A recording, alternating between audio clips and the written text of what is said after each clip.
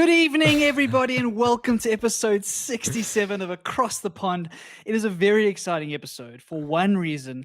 My good old friend, my co-host, Mr. Chad Sturley himself, turned another year older today. So a huge Across the Pond happy birthday to Chad. How are you doing, buddy? How's it going? Yeah, I'm doing decent. Thank you so much for that wonderful warm welcome. It's such a strange feeling that one more year around the planet. It really does feel strange, especially when you're in lockdown. It's my first birthday in lockdown, to be honest, and hopefully my last. But it is one of those days where you hear from a lot more people than you do, frequently.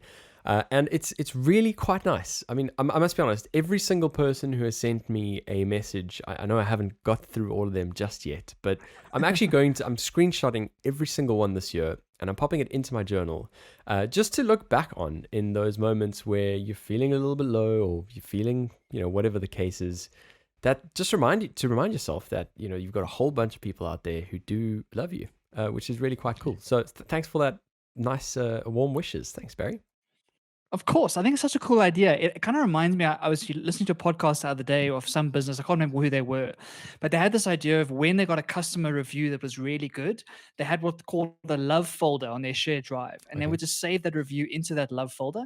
And whenever they're feeling down, whenever they're feeling a bit like, Mm. oh, what are we doing? Whenever the things were getting on top of them, you can just open up that little love folder and just like Yeah. read through some of the stuff and remind yourself of like some of your worth and some of your why you make people's lives better. So I think it's a cool idea. The put in the journal. It's really good, especially for those cold winter nights. Eventually, Chad. Exactly. And I guess that's the great thing about having a digital journal is you can add all little bits and pieces. So yeah, that's great. And your kind of similar business folder, that's really cool. I must, just before we start recording, I must be completely honest. I've been feeling a bit dizzy today. I woke up, like as soon as I got out of bed, I've been having this kind of just dizziness whenever I move my head. So if I sound a little bit strange or if I don't make sense, I'm trying to keep in this dimension, but yeah, just something to note. So yeah, Barry, loads to talk about. Shall we get into it?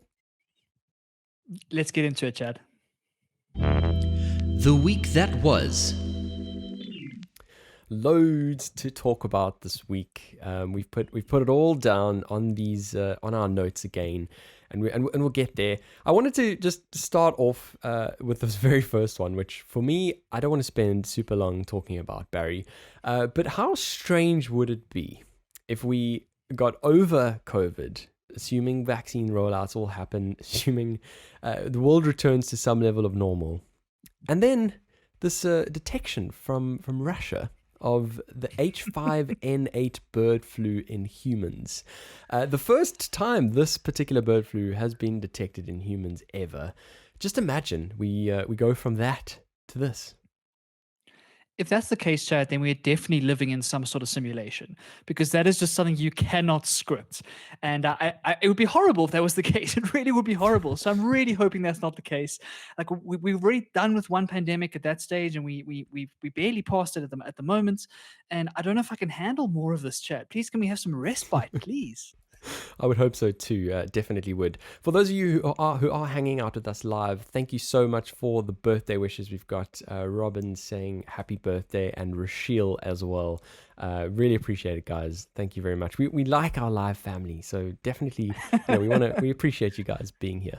Okay, let's move on then, Barry. Hopefully that's not the case, but let's then move on to what we are currently dealing with, which is COVID-19. We're still busy fighting our way through it. This week, and I have been alluding to in the last couple of episodes, to Boris, getting up on his podium, and he was in quite a comical mood this time. I mean, I know he normally is pretty comical, and he's quite sarcastic with a few things, but in Parliament, quite a few times he had a bit of a laugh. So anyway, it was his roadmap that he was setting out for the easing of this lockdown that we've been in. It feels like ages. It feels like that is just what life is these days. But yes, there is a way out, and it's called Boris's roadmap. So I just want to start off by talking about the plan in terms of getting the vaccinations through all the different age bands. We spoke about that last week. Quite important just to touch on the fact that they want to get the first dose to every adult by the end of July. which I think is pretty staggering. The fact that I'll be offered a dose by the end of July, by potentially before we even allowed to travel. I mean, we don't know when that's going to happen, but potentially before we're able to travel, we've all been offered a vaccine. And when you talk about vaccine passports and all of that kind of stuff, it is good news for everyone who is keen to get a vaccine. So I think that's a great place to start. Secondly, he mentioned, in this easing this time, we're not going to go for the tiered approach or looking at the regions like we No did. tears for tears. No tiers for tiers, or certainly not different tiers for tiers in different parts of the country. So any easing will happen throughout England, and then of course the other devolved administrations, Scotland and Ireland, get to make their own calls, and Wales as well. But basically, there's going to be 5 weeks between each of these steps, which feels to me pretty slow. I mean, we know that there's that natural lag of a measure and people getting infected. The lag of it turning up to people rocking up at hospital doors. We know about that, but 5 weeks does feel extra cautious and extra prudent to me. So yeah, what we do have is we have, as we said, this roadmap, which is staggered sort of 5 weeks apart at each step. So the first step is essentially schools. Like we said, it was his main focus to get pupils back to school. So 8th of March, that's all happening, sort of roughly 2 weeks away.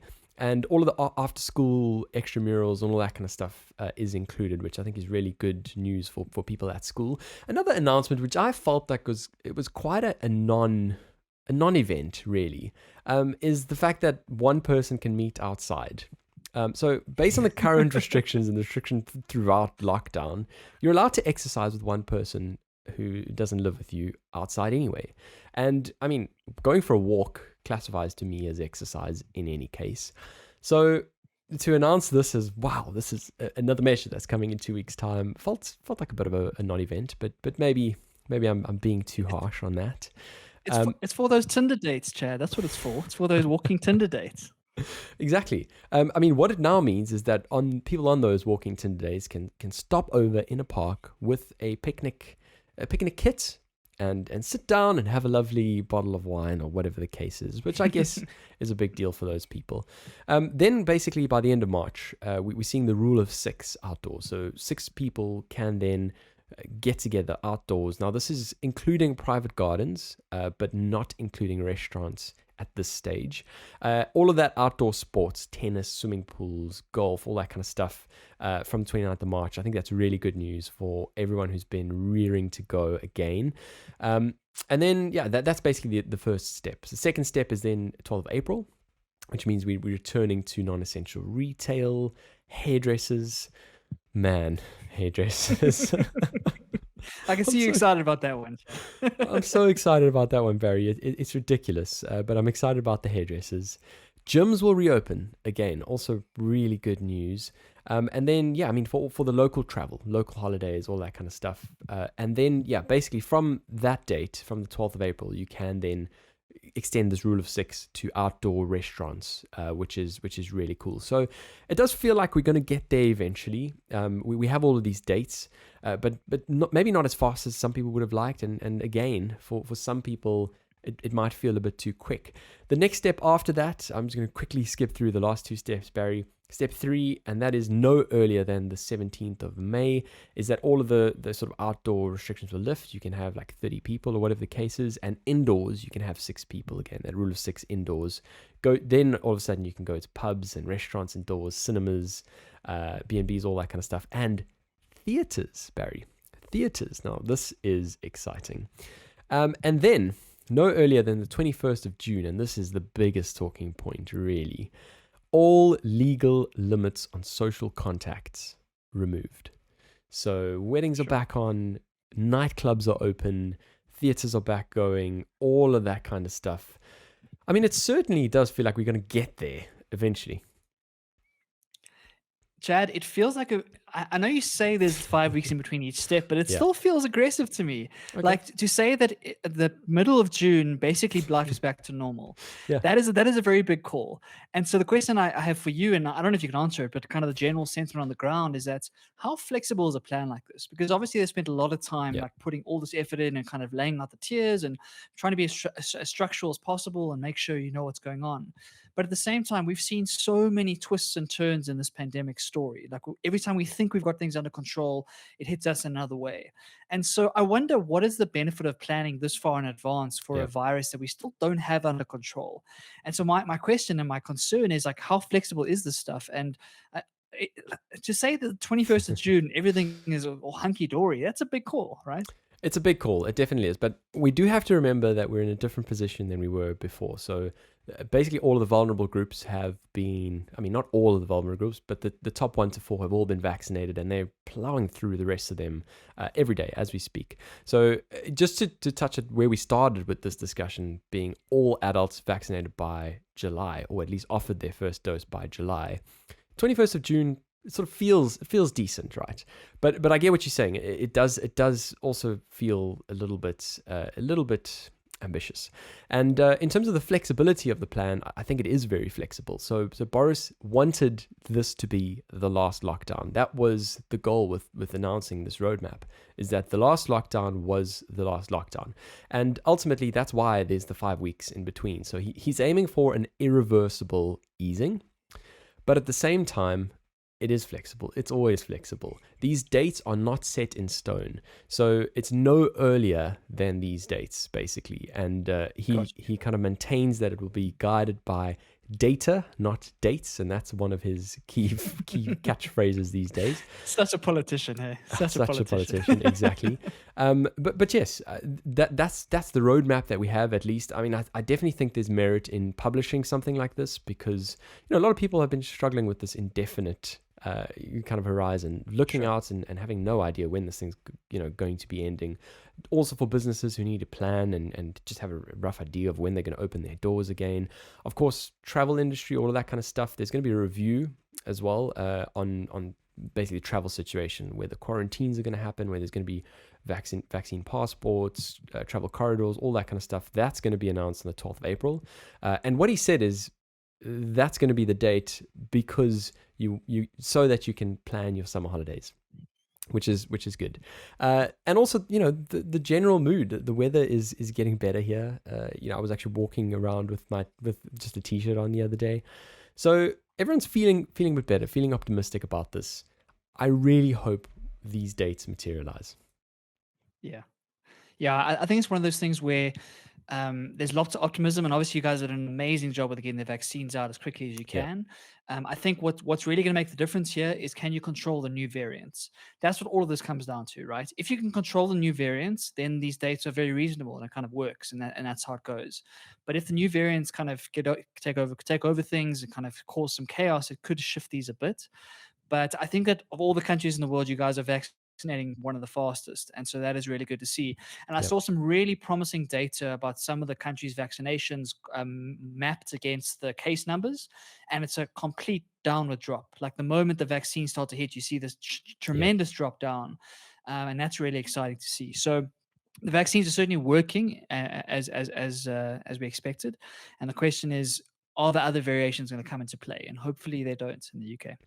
Yeah, well, I mean, we have to kind of think about why these lockdowns happen in the first place. And the kind of key mantra has been protect the NHS.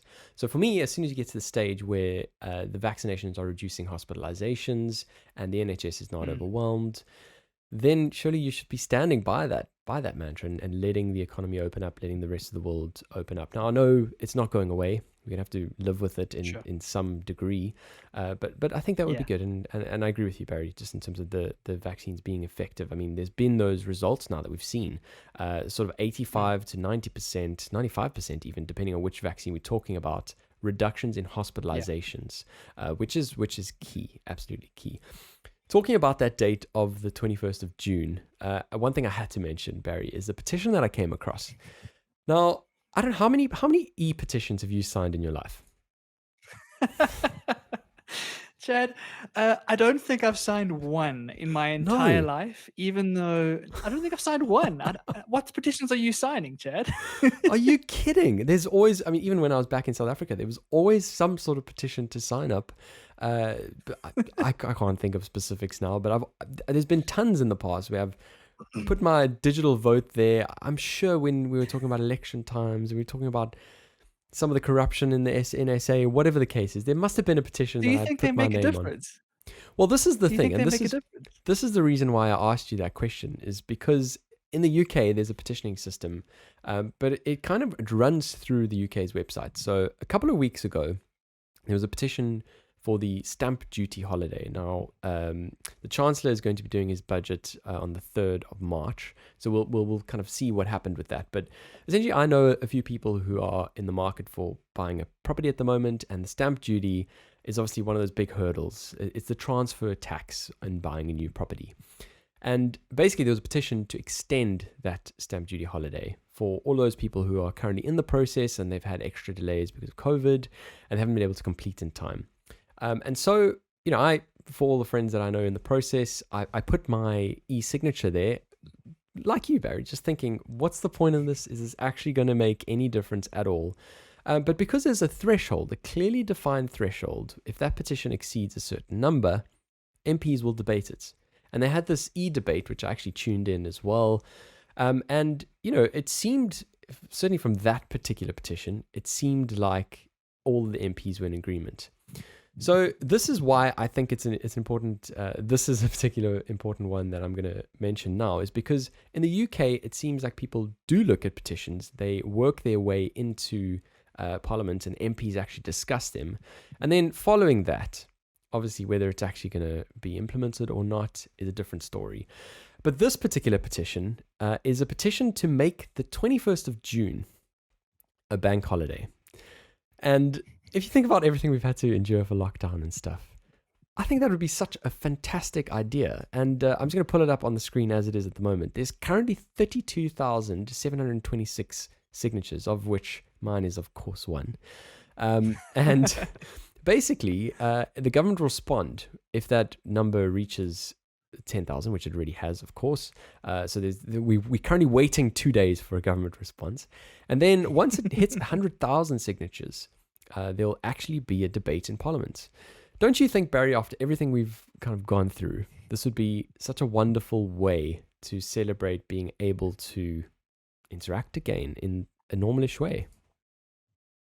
I think so, Chad. I think it's a great idea. And sorry for not sounding super enthusiastic about petitions. I think I'm a little bit jaded by South African No, I get it. politics, where Yeah. I don't think petitions make that much of a difference, but yeah. it sounds like they take them more seriously. And that is quite a cool one. Like we said, like you guys have had it really tough. You've had some strict lockdowns for much longer than a lot of other countries. And I think you guys deserve that, as long as it doesn't become a super spreader event as everyone runs into the parks. But hopefully, that sounds like a really cool thing. Can I sign it, Chad, or do I have to be in the UK? Do they ask for login credentials? Yeah, so you have to enter a UK postcode. So unfortunately, you can't. Though I appreciate that. Although you've never signed one in your life, you would put that. You would put Yours that. can be the first. I do appreciate Well, that, but how about this? All of our London listeners, all of our UK listeners right now, all 10 million of you, please go and sign that petition so that Chad gets his bank holiday. 10 think of million. it as your birthday present. Your birthday present. Your birthday present. Think of it as your birthday present to Chad. Go and sign that petition if you're listening in the UK right now. Thank you very much. If anyone actually does go into that, I'll definitely appreciate it. But I mean, there's also a little bit of logic on it, and weirdly enough, the guy who created this petition, his name is David Metcalf. He actually created this last year sometime. He created this in October or something like that, at some stage last year. And obviously, at that stage, we didn't have the roadmap. We had no idea that the 21st was going to be the date that life returns to normal. But the reason why I chose the date is because it's the longest day in the year. And so if you do consider COVID and essentially, regulations, whatever the case is, it's the safest for people to be outside on the longest sort of day in the year. And so that's why he chose it, which I think is quite cool. I think that is cool, and maybe COVID will take the break as well, right? Maybe COVID's been working very hard in the last year or two, so maybe it'll also take the bank holiday and just give everyone a rest. That would be nice. Oh, wouldn't that be good, Barry? Okay, so that's my side of the pond, and I'm sure everyone's sick and tired because they've already heard of that 10 million times before. But let's then switch over to your side of the pond, Barry. We are talking about this time of the year. Obviously, 28th of February is approaching ever so fast, and it's roughly this time every year that we do hear the SA budget speech, kind of aligned with the individual tax year, whatever the case is. What happened this year? Yeah, Chad. So it was obviously a very interesting budget speech. We've spoken in the past about South Africa's current financial situation. So everyone went in a bit tender, a bit worried about what was going to come out of it, right? We still have this ginormous vaccine program that is being built and getting ready to deploy on a mass scale. They weren't sure how they're going to fund that. We still got Yep. huge debt problems. Our tax revenue base is small. So a lot of concerns going into the speech.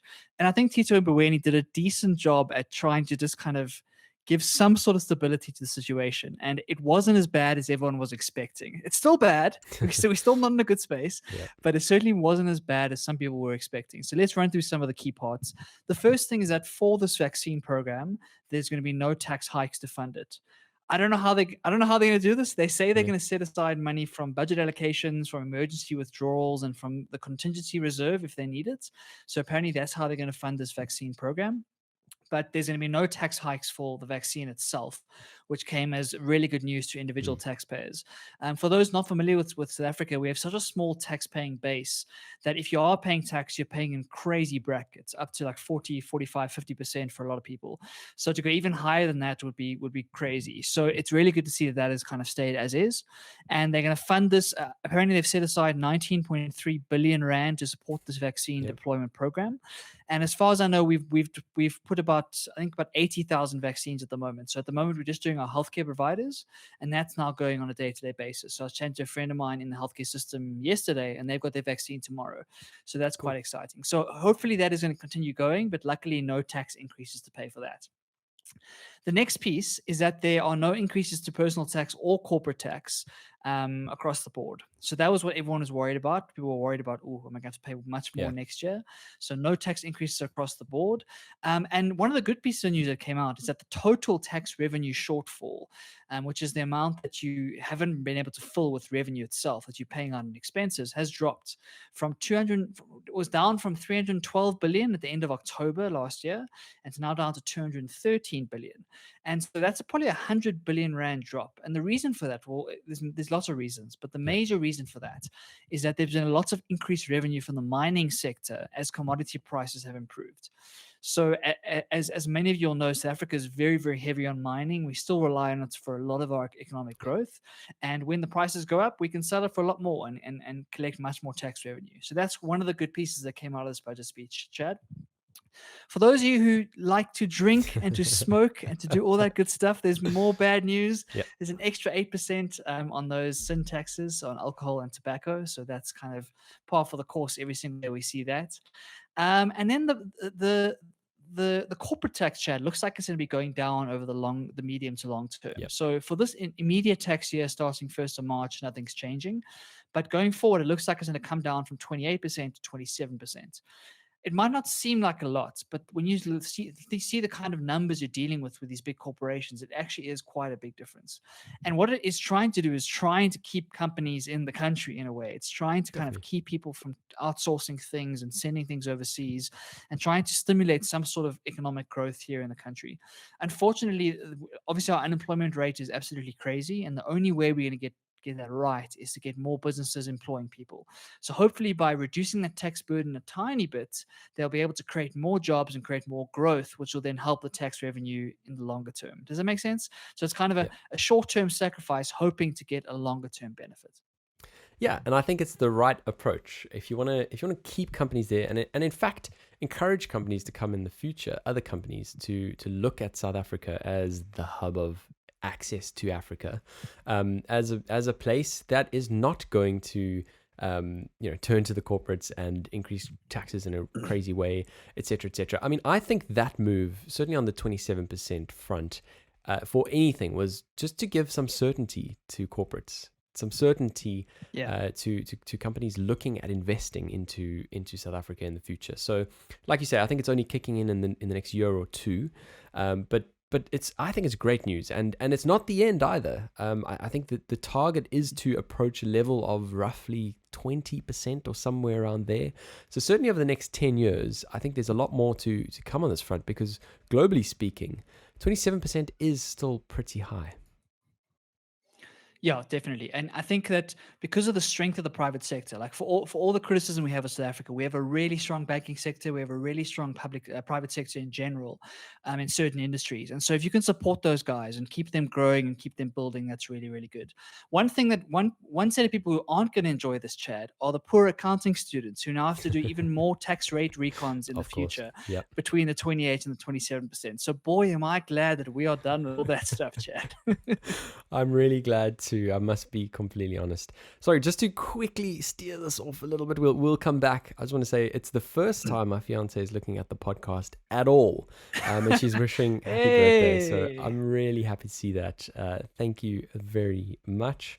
And then Barry, your sister as well, also wishing happy birthday. So we have to appreciate that. Thank you very much, everyone, for your birthday wishes. Yeah, you're completely right. The tax rate recon stuff, having to change that as the rates change every year. Never mind the deferred tax, Barry. Looking at the sort of future Oh, rates of how don't even the, get me started, Chad. how your deferred tax is actually going to unwind in the future. All of that kind of You're stuff. bringing back nightmares, Chad. You're bringing back nightmares. That was Absolutely. one of the worst parts about the accounting is those deferred tax Yeah. calculations. Oh, I'm still convinced that in my board exam, Chad, I completely stuffed it up. I'm still convinced. I don't know how I passed that thing. I think you're being too hard on yourself, Barry. I think you actually did okay. I must be honest. It is one of those concepts that any of those people listening to us who have no idea about accounting, it's not as interesting as it sounds. But when you first hear about the concept of deferred tax, you're like, what the heck? Until you actually get into it and start looking through the mechanics. Yeah, let's not go down that rabbit hole, Barry, completely. I mean, I do want to talk about the personal tax as well in South Africa. I want to talk about the fact that there's no increases there, because we've obviously also been seeing a little bit of people moving overseas because of increases in taxes in SA, and not getting the worth for their high taxes. So I also think there was a very specific reason for not increasing that, and what they actually did instead. I don't know if anyone will be familiar with the phenomenon of bracket creep. So basically, every year the brackets get increased. Obviously, as inflation, moves and changes, you're basically the threshold for where you start getting taxed changes. And this year they increased those brackets by 5%, where inflation is sort of more around 3.5% in South Africa. So you're actually getting quite a big benefit, and certainly those people in the sort of lower mid to low kind of brackets, and that kind of social economic people are going to benefit quite a bit by this change. Yeah, it's a small thing, but it actually makes a big difference. And because all these things are on a sliding scale, when you move these variables, you change these levers, you really can help people, and that's what they're trying to Yeah, do. It's a difficult situation to be in, of course, because we're still trying to fix this deficit and we're still trying to get things going. But again, it's a bet on the future of the country, and that's what I really like. It's just a kind of long term thing, saying we're going to find a way out of this. We're going to be able to turn this around. yeah, So let's try and keep our people in the country. Let's try and keep our top talent, the people who are paying tax. Let's give them as much support as we can, with the hope that they're going to go out and grow the company, exactly. grow the country, grow the economy, and all those things. And so it's a very optimistic. It's very South African in nature. Like, we really are resilient people. We've been through this hundreds of times in our past, and so we will come through again. And I still remain optimistic, even to the surprise of a lot of my friends who are a little bit more pessimistic about this country. I think things like this really show that we are still fighting, and we're still going Yeah, to try and yeah, pick it up. And to all of my young South African friends here in the country, like, please do your bit to actually make this happen. Unfortunately, nothing happens without you guys and yeah, without you actually trying to build things and create opportunities where you can. And so let's try and take these opportunities that the budget allows us to, and these little mercies where your tax might come down a little bit, mm, and let's try and plow that back into the economy, because I think that's the only way as a country we're going to come out of this stronger than before. Yeah, completely agree. I know Barry is one of the most patriotic people I know, and I love it. I do love it. So yeah, I mean that's a great message. I definitely agree with that. So yeah, interesting. I mean, not really too much of a change. Certainly on the sort of October 2020 catch up that we had. Obviously, we were looking at the budget deficit there. That's still not looking great in terms of as a percentage of GDP. There's all of the debt that still needs to be paid with very high servicing cost, all that kind of stuff. But certainly part of this agenda and part of this reallocation, like you mentioned, to kind of free up extra cash to be used for the vaccines and stuff, Barry, is cutting down the public sector wage bill, which Tito Mboweni still stands by as being bloated. Yeah, definitely. It's one of the things we've been chatting about for 2 or 3 years now. This idea that we just have a public sector that is just so bloated that you don't need all these people, and it's such a difficult political move to make. And that's why I think it's a brave one to make, is because you're really tackling jobs here, and jobs is the number one Yeah. conversation here in the country. And so I'm hoping we see more progress on that. I'm hoping we see things become a bit leaner and meaner. I had a great chat the other day with a friend of mine who, well, a new acquaintance, a new friend who used Yeah. to work in government. And so for the first time, I got some insight into what it Okay. actually looks like on the inside.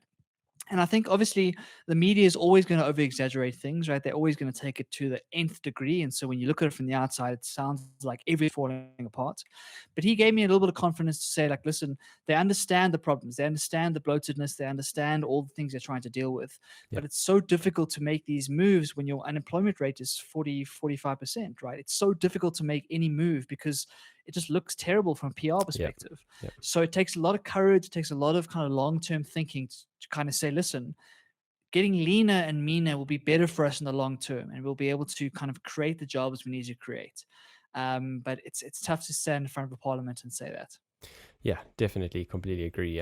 Yeah, hopefully we see some furthering in that agenda, because it's not going to be an easy one to do, especially when when people become used to a certain kind of lifestyle and Yeah. a level of output ultimately, which is what we're talking about here as well. It's just fine if you get the output for the amount that you pay. But yeah, really interesting. Okay, so talking then about some other changes in South Africa, Barry.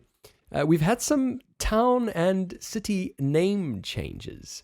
Oh Now, yes. Port Oh Elizabeth yes. is a place, talking about unemployment and all that kind of stuff. It's pretty high up there. But it seems like rather than spending cash on addressing that, what South Africa are doing is changing names. It's not the first time, Chad. It's not the first time, and there's always these huge debates whenever these big name changes come out. I remember a couple in the past, and Yeah, it always becomes very, very controversial, and you get people screaming at each other from both sides of the coin. yeah, If you try and be objective about it, there are two sides of this coin, of right? course, of The course. first side is that, like, do we have the money to be spending on these name changes? Is it our first priority? Should we be worrying about it? What does it do for tourism? Those sorts of things. That's the Mm, one side of the coin. And then the other side is that South Africa, of course, has been through this really rugged and terrible history with apartheid and the kind of the colonialism that came with it. And a lot of our towns and cities are still named in those names. yeah, So yeah, Port Elizabeth is named after the British Queen, right? It's the most colonial name you could think of. And so it makes a lot of sense that yeah, people want to change that to something that's more African and more kind of something we can own. But it's hard when in your mind it's always been Port Elizabeth to now then yeah, change things. And yeah. so these things take time. And in the first couple of weeks after the change, people are just going to shout at each other. That's all that's going to happen. Yeah, no, completely agree. I mean, it does make sense, like you say, Barry. There's some clear reasons for it, and there's both parts of the debate. But the questionable questions is whether you're up to speed with the names or not. I mean, I just have to very quickly just address one of the comments that we've got in now, which is from someone called Saul. And yeah, thank you so much for all the wishes. And this is someone from Mexico. So thank you so Hey, much. That really is amazing. very, very great to hear.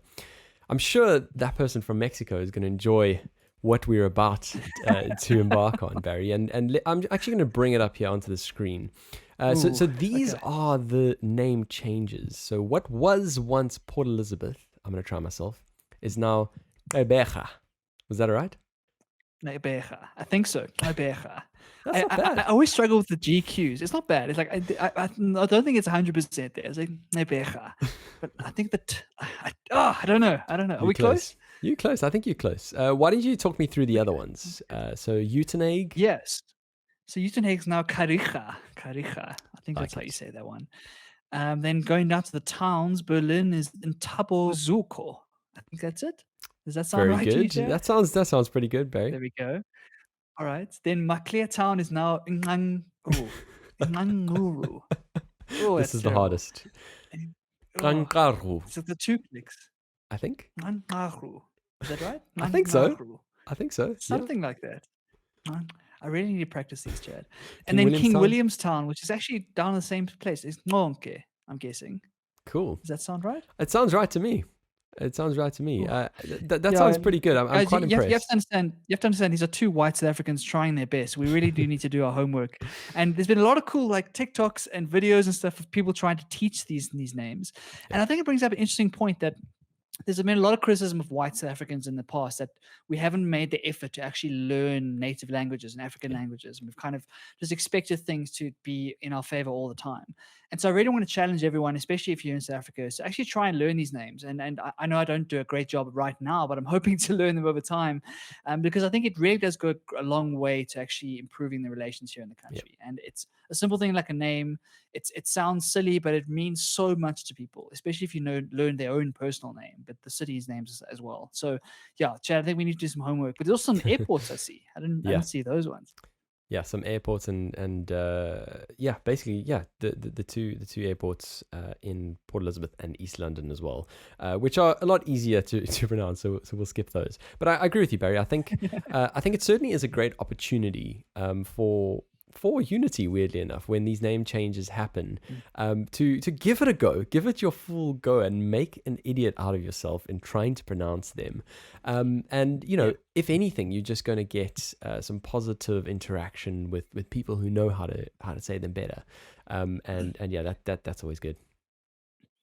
And Chad, it's I know this sounds weird, but it's sexy. The clicks in the South African languages are sexy, man. I remember when Trevor Noah went on some of the British talk shows, and all they wanted him to do was speak Xhosa to them. That's all they wanted. And so I think that we need to embrace this, and especially someone like me who's been in a very, very like bubble his whole life. Yeah. It's really important that we try and push ourselves out of that comfort zone and try and learn some of these things. So a little challenge to all South African listeners across the pond: please go and give these names a go. Don't feel shy. Don't feel like embarrassed. Just give it a go, and you'll learn over time.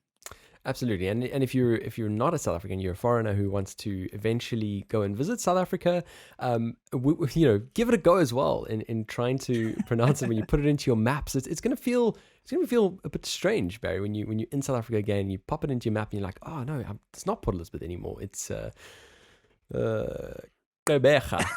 And I mean, I'm sure we'll get there. Alrighty, let's then move on to our next segment. Stuff I found interesting. All of the stuff I found interesting piece of our podcast in the last couple of weeks has been us binge watching some stuff. And this is no different. This is a documentary that I watched last night that I came across, weirdly enough, because I follow Justin Timberlake, and he put out a statement on his Instagram page apologizing for how he treated a whole bunch of people throughout his career, some things that he said and did that he shouldn't have, and of course I was quite intrigued as to what this could have been, and one of those people were Britney Spears, and essentially it's a documentary called Framing Britney. It's a New York Times documentary about her current situation. So obviously, as all documentaries do, they paint the picture. They talk you through her journey and how she went from being an innocent, kind of angelic, America's girl next door, to then being someone who's seen as being a bit of a vixen, if you'd like. Not being perceived too well for mothers and their young daughters. And then kind of moving on from that, we saw her struggle with mental health, and we saw a breakdown, and of course, a lot of people having some really bad things to say about her from that point on. So firstly, obviously, really interesting looking through that journey as one common narrative, because we were really, I mean, I was born when she was getting up in the world. Like when she was a little girl on that stage with the very first sort of microphone in her hand, that was sort of the beginning of my life. And obviously when we were young, Barry, certainly in primary school, Britney was a thing. I think we forget how much of a thing she was. She was the queen of pop at that stage. She was the number one kind of draw card. And like you say, she was a sex icon. At the end of the day, she was this like very, very amazing singer, amazing dancer, very, very pretty. And she kind of used her sex appeal to really push her music forward. And so I think it's been a really interesting case study. And I think it's kind of, I kind of draw a parallel, Chad, to almost the Justin Bieber effect, like Yep. later on.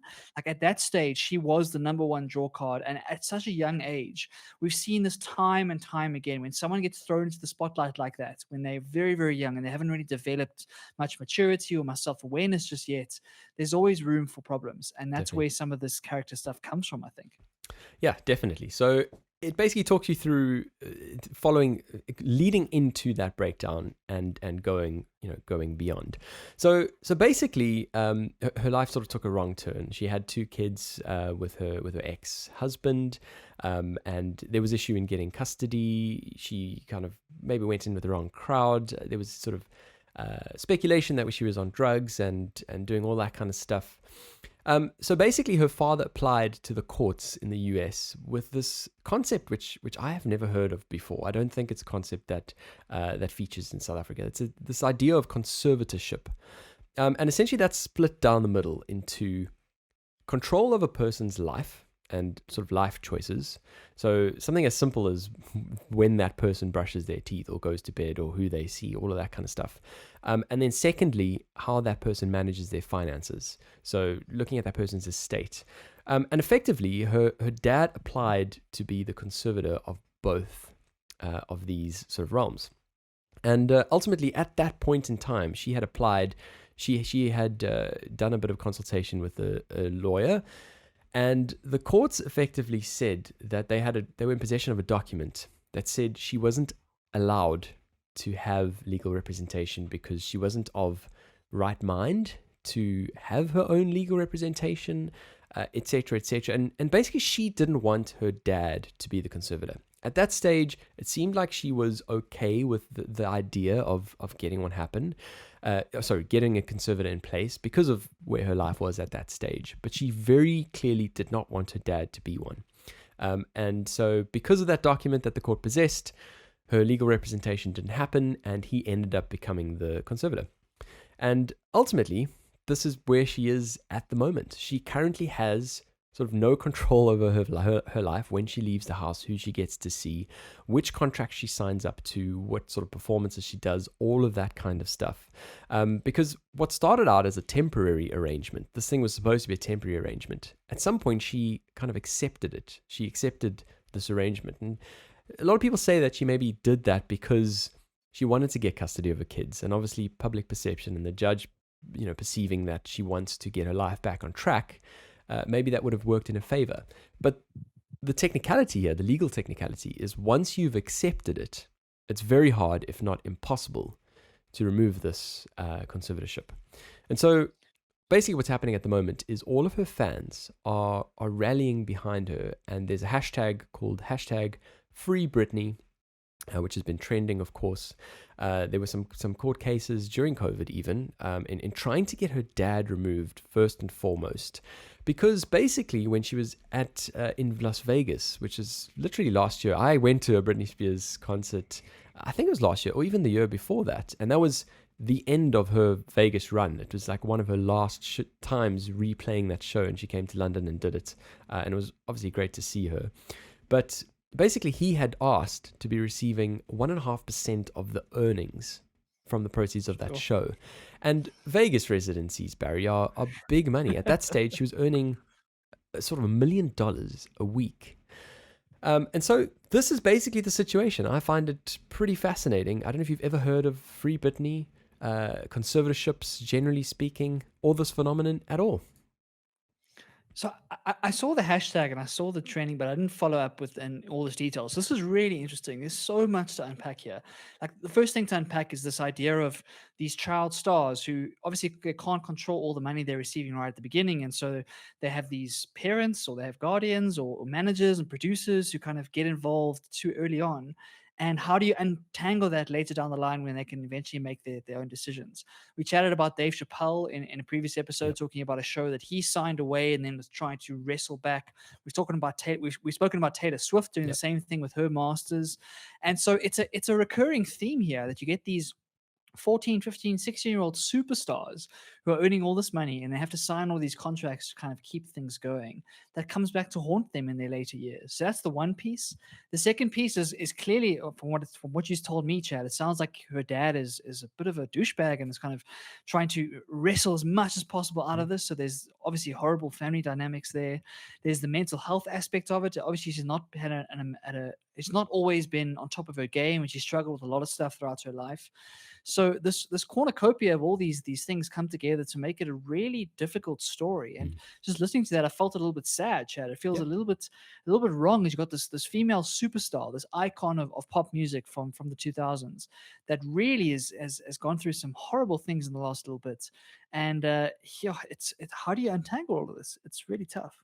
Yeah, it's really tough, especially and you go and look at her Instagram at the moment. And you look at you try and gather whether she's happy with this arrangement, whether she's happy with her current situation, and it's really hard to do. You can't not feel sad for her current situation. And I mean, what it seems like at the moment is it seems like she's at a stage where she's able to function on a pretty normal level. I mean, she did, I think it was a full year residency in Las Vegas, maybe not that long. But, she certainly made a heck of a lot of money doing that. And she's been doing all of these other campaigns. She's got her perfume, she's got all sorts of stuff. She seems to be functioning pretty normally. So the question of whether she still needs to be in a conservatorship, that's what's up for debate. And I don't think it's the last we're going to see on this. I certainly think public are now going to rally behind her and this cause even more now that we've got this documentary. But one thing I wanted to discuss, just as a sort of sub theme, Barry, is looking back all of those years at when she snapped at the paparazzi. And I mean, we have to empathize with this, because having cameras in your face all the time, and sort of wanting to say, no, not today. I'm not in the mood for this today. It's just not an option. And these people kind of get into all areas of your life. For me, it was only a matter of time before she snapped. It's a combination of two things. It's a combination of the sort of person who becomes a pop superstar. You've already self-selected psychologically for certain traits, right? So you're already going to be like no normal sane person is able to get in front of 80,000 people and perform her heart out and kind of give it all and not be overwhelmed by that situation. You have to be a little bit different to the average person. Definitely. And then the second piece is, like you say, what you have to sacrifice for a life of fame. Obviously, it brings you with a lot of money, a lot of admiration, a lot of really good stuff. But there's also not amazing. There's also terrible perils that come with it. A lack of a personal life, a complete under the microscope every single moment of your life. Chad, imagine not being able to just walk out of your door in your sweatpants to go and Yeah. fetch the mail. Like, imagine just something simple like that, or not being able to go to a shopping center and just go and like sit at Nando's and eat some dinner, right? Not being able to do that really takes a toll on a human being. And the way we put these guys on pedestals, these superstars, it's not good for them. And even though we enjoy it because we can kind of enjoy their music and enjoy what they create in the world, for their personal life, it's not a good life to live. Mm. And I don't know about you, Chad, but when I was younger, I wanted to be a rock star, right? I had the dreams. I had the dreams of becoming one of these major music stars. If I look at it now, I actually don't know if I want that life. I don't know if I would give up what I have right now for that sort of lifestyle. And I think it's why we see a lot of stars when they get a bit older pulling back from the paparazzi, pulling back from things. I've noticed it with Justin Bieber as kind of the canonical example. If you look at 2 or 3 years ago, he was everywhere. He was like all over the place. He was really pushing his career. And since he's got married, he's very, very like actively pulled away from that public life. And I think we're seeing the same with Shawn Mendes. We're seeing the same with a bunch of these child stars who are realizing it's not all it's cracked up to be. Yeah, completely agree. And while we're talking about child stars, I mean, worth discussing this comment that we just received. So, Do you think there should be laws, Barry, regarding how much public work a child or teenager can be involved with, especially when you're talking about artists and I guess just in the limelight, there's this wild potential for earning capacity, and of course, parents, want to take advantage of that, and of course, certain parents will set that kid up for success for the rest of life by investing those funds in the right way. But just talking about how kids can actually handle the capacity to handle all of that, everything that comes with it. Do you think it's the stage to start talking about laws? I mean, you can't work below the age of 16. Why is it different in performing? Yeah, it's very interesting. I don't know how you enforce something like that, right? So I understand the sentiments and whatnot, but where do you set that line? Kind of the way these guys work at the moment is that they'll put out an album and then they'll tour the world for 12 months and they will do 200 shows in 300 days or whatever the story is, right? So it really is intense. And I think that it's the right thing to be thinking about. Like, is this too much? Yeah. And should there be laws protecting those youngsters who don't have who don't have the capacity to kind of sign on the dotted line for themselves?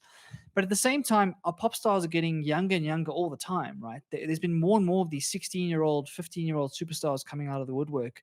And if you look on TikTok, I mean, some of the biggest TikTok stars, for example, are 14, 15, 16-year-old girls for a Yeah. lot of them. And so how do we protect them? Is it through law? Is it through like public kind of perception? Is it through much better governance structures around how the money is managed? I don't know how we get that right, but we've seen time and time again these problems crop up with these child stars, and maybe we have to start thinking about more strict solutions or more kind of in-depth, robust solutions to ensure that we don't lose the 10 years or 15 years of someone's career because they go off their rocker, in a sense. Yeah, completely agreed. And just that phrase of going off the rocker, that's something else that I thought was key in watching this documentary is how the narrative towards mental health has changed in the last decade. Because obviously, when her breakdown happened, was quite a number of years ago. I think it was in 2007, somewhere around there. Obviously, we've moved quite a lot since then. And when we talk about mental health, we now understand that it's a spectrum. Everyone has it. It's less of a, it's less of a stigma. And so that was also really, really quite clear to me when watching this documentary. Yeah, I think that's a good point, and I think that as this conversation evolves, hopefully people will start to realize the toll that is being put on these people. I think the more documentaries we see, and the more kind of behind the curtain we see, and we see how these things impact these young people, will really make a big difference. Chad, I know when we watched the Shawn Mendes documentary and we saw him canceling a show and kind of watched him going through that process, that really struck a chord for me. It's Definitely. like when you're in that stadium and you've paid all your money, you're like, why the hell isn't he here? Like, I feel offended because I paid for it and have a right to see Shawn Mendes. But then you see the other side of the coin and you realize that he's been touring for months and months and months and his voice is gone and he feels so bad about canceling. And so I think this mental health conversation really has to come into the picture. And I think that it's moving slowly. Hopefully we're getting more authentic, we're getting more vulnerable with each other. And maybe in the future we'll see these child stars being managed a little bit better. Because unfortunately it's one of those things where if you don't manage them correctly in the beginning, you're going to lose their second half of their career. I think of Michael Jackson. I think of Britney Spears. All these people who could have had 10 or 12 more Yeah. years of making really good music if they weren't in the state that they were in. And I think an interesting example, Chad, is what's going to happen with Billie Eilish going forward. So Billie Eilish has been one of those young stars. She's 17 or 18 at the moment. I'm curious to see what the next 5 years of her life look like and how they manage that. Because she is a different artist, it feels. She is very in touch with herself. She's very self-aware and she's kind of mature beyond her age. And so I'm curious to see how her career is going to be managed. Obviously, she had an amazing debut album and like kind of blew the world away. And we'll have to wait and see whether that's going to follow a similar path or maybe that might be an example of something goes a little bit better. I don't know. I think she's the perfect example, Barry. I think you hit the nail on the head there, because I mean she is extremely young. Well, how old is she now? I think she's sort of at around 18 or something like that. 17 or something, yeah. Something like 17, that. 18. Really, really young. And I actually recall Justin Bieber getting in touch with her and kind of reaching out and saying, "I'm here to support you because what's coming can be unmanageable." So definitely is an interesting one to watch. I do hope she can keep grounded, keep all of those good things. Like you say, she seems to be mature and seems to have an idea of how to manage all of this. But it definitely is a very interesting example to mention, and yeah, we'll certainly have to watch that space. So let's then, Barry, move on to the next segment. Looking ahead. Oh, yes, it's my turn again, Chad, to bring up some blockchain technology. I can't help but get excited about this stuff, and I think, Chad, you might actually find this quite fascinating. And Cool. I don't know where I stand on this new piece of tech, and so I'm curious to hear your thoughts. But basically, there's been a lot of hype in the last week or so about something called an NFT. And Cool. what that stands for is a non-fungible token. It's a What? terrible name, but blockchain people are all nerds and they're not marketing people, so we just have to stick with it. NFT, a non-fungible token. And let me try and explain what this is. Basically, what an NFT tries to do is it tries to take a digital asset and put it onto the blockchain so that it can be protected and kind of owned by somebody. So we've spoken about in the past how with deep fakes and all this kind of new technologies coming into media, we're not going to know if a video is real or not, right? We're not going to be able to verify if it's actually the real thing or if it's someone's photoshopped version. And what NFTs are going to try and do is try and provide that verification using the technology of blockchain and cryptography to say that, cool, this piece of art or this piece of music or this piece of video is legit, and it kind of, you can verify it on the blockchain, and the version that I own is the real thing. And so, Okay. even though you might have 10,000 other copies, you aren't able to validate that unless you have that private key on that blockchain. Right.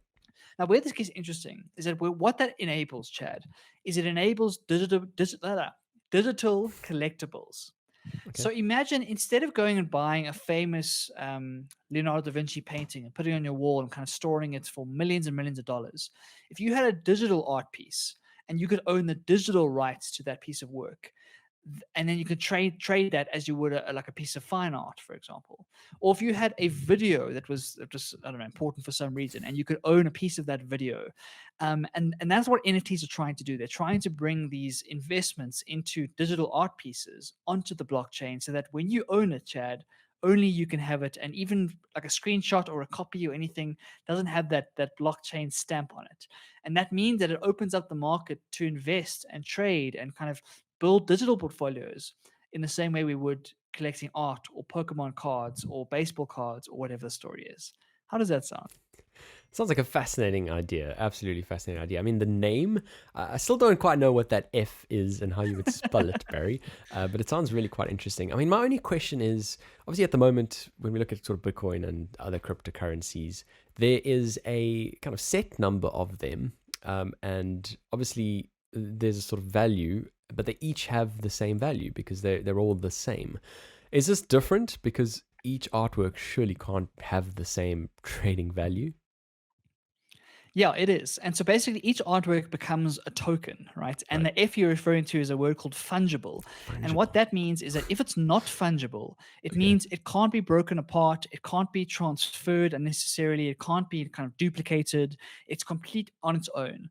And the idea is that you've got this token on the block. I know there's lots of jargon, so I do apologize, but you've got this token on the blockchain, and when you have it in your wallet or in your ownership, therefore you can decide what that price is going to be. So, Okay. so then the price gets determined in Bitcoin or in Ethereum or in some other cryptocurrency, and it depends on the supply and demand. So we've seen, just in the last week, Chad, we've seen thousands of these things being minted and being sold and bought across the world. We've seen things go for hundreds of thousands of dollars already. We saw Logan Paul, one of the biggest YouTubers in the Yeah. world, mint, I think, 14 Pokemon cards, a digital Oh, wow. format. And they went for, I think, $300,000 in total. So this thing is real and it's already running. And that's why everyone is so excited. And the whole idea is that if you can own art and you can kind of really own in the physical world, how do we bring that investment like potential to the digital world? And beyond the investing is this idea that you can validate things are legit and are authentic, right? Your Leonardo da Vinci photocopy doesn't it's not worth that much, to be Yeah. honest, right? Because it's not the real thing. Whereas an NFT is trying to do that in a digital format. Of course, it's more difficult, and the whole conversation is that, do we want to be enjoying art like on a Bitcoin wallet or a blockchain wallet? I don't know if that's what we want to do, but it is interesting use case for a lot of different reasons. And I think that it's very, very new. It's literally a couple weeks old, Chad, but Yeah. it's got so much hype in the last little bit. There's an amazing artist called Beeple.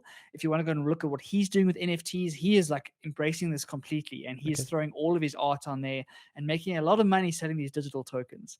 And so I think there's lots to talk about here. Another use case, sorry, I know I'm monologuing Go here, for but it. another use case that Go is for it. exciting is real estate. So Cool. if you think about real estate at the moment, if you want to buy into a property, you got to go and kind of meet the person, go and do the deal, do all the transfer, the paperwork, all of that sort of stuff. But if that real estate was tokenized, if that was available on a blockchain, you could potentially open that up to a market of investors that weren't able to meet you in person or kind of go through all the channels traditional real estate goes through. Yeah. And potentially you could own a piece of that real estate. So, for example, if you wanted to invest in a stadium or in a big mansion, and you could buy a small portion of that real estate through this tokenization. So what this does is it allows digital assets to then become part of the blockchain and part of the global transactions, which opens it up to a whole bunch of new kind of possibilities. So a lot to unpack, Chad, but that's what NFTs sound like to me. It sounds fascinating, and yeah, I mean, it does definitely sound, to answer one of our listeners' questions. It sounds like an individual Bitcoin, but I guess the question is, it all still sits within its own kind of ecosystem. So within this ecosystem, you have a whole bunch of individual tokens where you can still see all of the others. So even though, typically when we talk about cryptos, you've got, like you say, Bitcoin, you've got Ethereum, Dogecoin, all of the rest. They all sit within their own little ecosystem, and within each of them, there is a limited number of, except for Dogecoin, which you educated me on last to week. To the moon. But whereas here you've got all of these in this NFT system, you've got the individual tokens that all exist still within the same system. Is that right? Yeah, so NFTs are an asset class. They're not the name of a token, Right. for example. So an NFT is like a real estate or like a stock. It's just a type of asset, and you can mint. I mean, Chad, we could go on today and mint across the pond NFTs, and we could take a clip of the podcast Cool. and say, cool, if you want to own this clip of the podcast and you can own it, we can mint that coin tomorrow. Right. So it's more of a technology layer than a coin itself. And the tokens are the things that you put on. So whether it's a piece of art or a piece of music or a video and whatnot. So when you mint that token, then what you're saying is that this piece of media I own, and if I want to, I can sell that token to you. I can sell it to somebody else on the internet, and then they will own that piece. And so we're going to see a lot of things in collectibles. So Pokemon cards and baseball cards and all these collectibles that people do physically Yeah. are now going to come into the digital landscape. And that opens up whole new markets, because instead of trying to find someone with a box of famous Pokemon cards halfway across the world, you can invest in that immediately. And so while it's not something I'm looking into, the use cases here are immense. And of course, there's going to be lots of scams. So we must talk about that in the Yep. future. But Yep. there's going to be lots of scams that come with this. But if you can wade through that stuff and give it a couple years, I think this could be a really interesting alternative asset class for investment. Really, really cool. And I mean, when cryptos came out in the first place, a lot of people said blockchain as a concept is wonderful. Not just cryptocurrency, the idea of currency, but using the actual underlying technology, which is blockchain. And this sounds like one of those wonderful use cases. Let's then move on to our next segment. Develop and grow. Okay, so this one it's going to be a pretty short one, if I'm honest. But it's basically, I watched a live stream today of a conversation with an author. Now I'm going to bring up what his book is, and I'm in the wrong place over here, so apologies. Let me move it up over there. But it's a guy by the name of Mohsin Zaidi, and he's written a book called A Dutiful Boy, a memoir of secrets, lies, and family. And basically, it's a book essentially about his journey as a gay Muslim man, and his journey to acceptance, which obviously, there's loads of different elements to unpack there. Having been brought up in East London, obviously in this kind of religious family. But basically, from this live stream, I took two observations, which I think we definitely need to talk about. Now, I want to read the book, and I mean, already I can hear it's going to be a cracking book, and I think it's got some wonderful reviews and ratings as things stand. So I think we should definitely check back on it, Barry, once we've read the book. But just from the live stream and looking at how he answered questions and that kind of stuff, the first observation I took was this idea of something being too heavy. And something being too heavy for now. So basically what he did is he painted this picture of, you go into a gym weight room and you're with your personal trainer, and there's a barbell with a whole bunch of weights on there, and you just look at it and you're like, no, I can't lift that. It's too heavy. It's just too heavy. I simply cannot lift that. And the personal trainer sort of turned to him and said, you can't lift that now, but you will be able to lift that at some point in time. And, you know, I love this idea because it kind of reminds me of complex concepts. We spoke about deferred tax a little bit earlier in this podcast, Barry, but sometimes when you look at a complex concept, or when you look at just an amount of stress or overcoming a problem or whatever the case is, it might seem at that point in time like it's too much. But ultimately, as you get on with life and as you grow as a person, you might be able to carry that load one day. And I just thought it was a wonderful journey. So he obviously applied that to this idea of his burden and the sort of becoming accepted, and the excessive amount of weight that he had on his shoulders, and how it's kind of seemed like all too much when he realized, you know, his affinity, and he realized how tricky it was going to be to break it to his family and whatever the case is. But ultimately, over time, that load gets easier, and you can eventually bear that load. The second observation that I had from this live stream was the idea of a chosen family, which I love.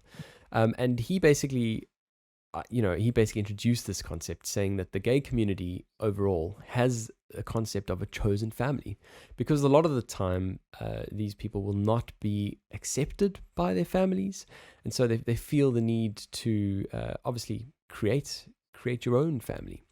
And I think it's wonderful. I think we can all do this. You don't have to be a part of the gay community to be able to benefit from having a chosen family.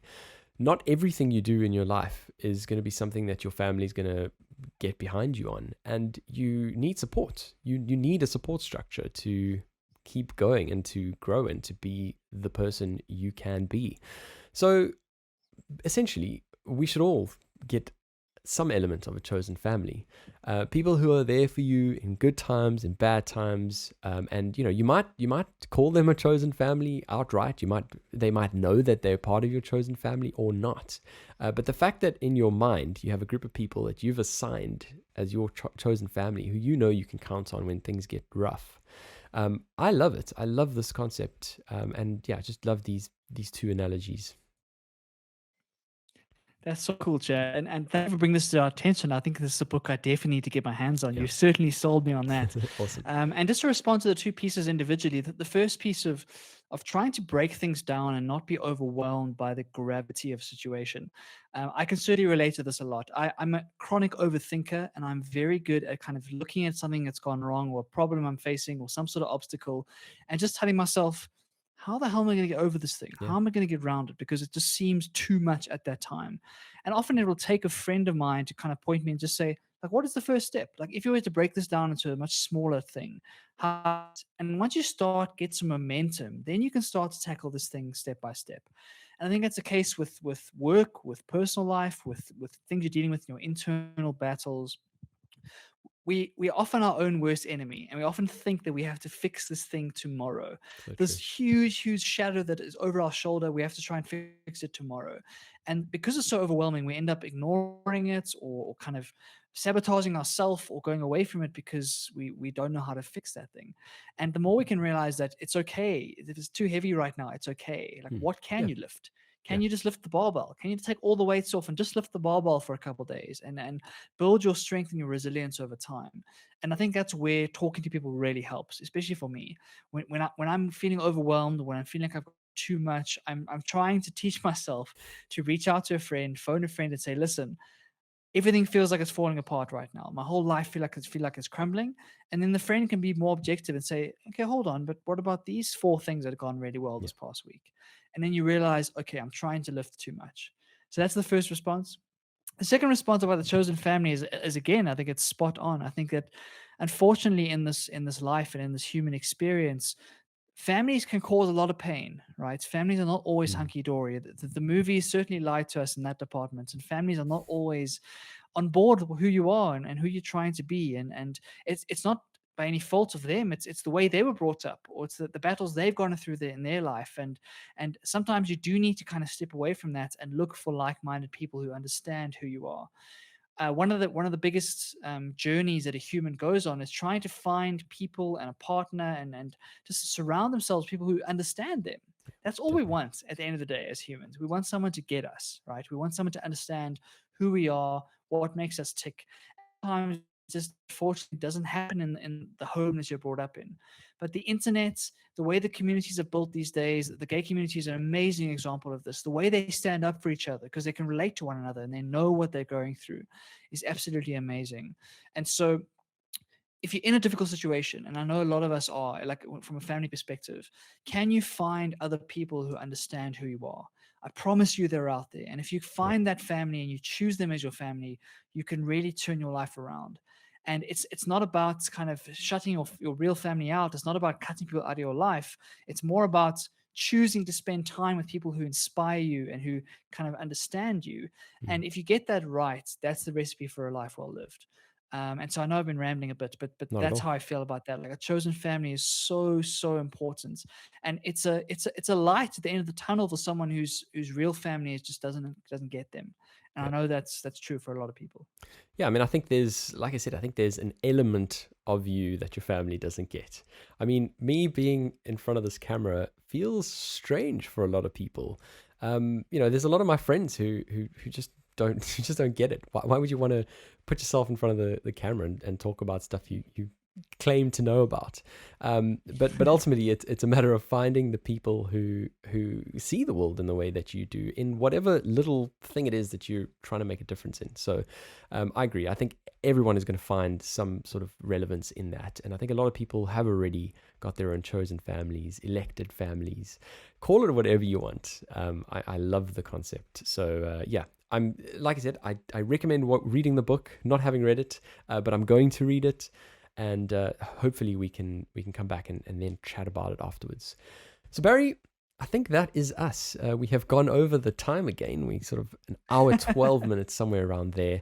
But yeah, I've enjoyed this live stream platform again, and we've had more and more listeners come through. And yeah, enjoying it.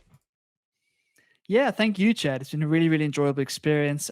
Thank you to all of us who joined live. I mean, we've seen the numbers going up. We've seen people from all around the world. Yeah. So we're really appreciative of everyone who's joined live. And if you're listening to this after the fact, we love you too. Don't you worry. We love you as part of the Across the Pond family. And I just want to take one last opportunity on behalf of everyone from across the pond to wish Chad the most amazing birthday. Dude, I hope you have the most incredible year up ahead, and looking forward to more and more Across the Pond as we go forward.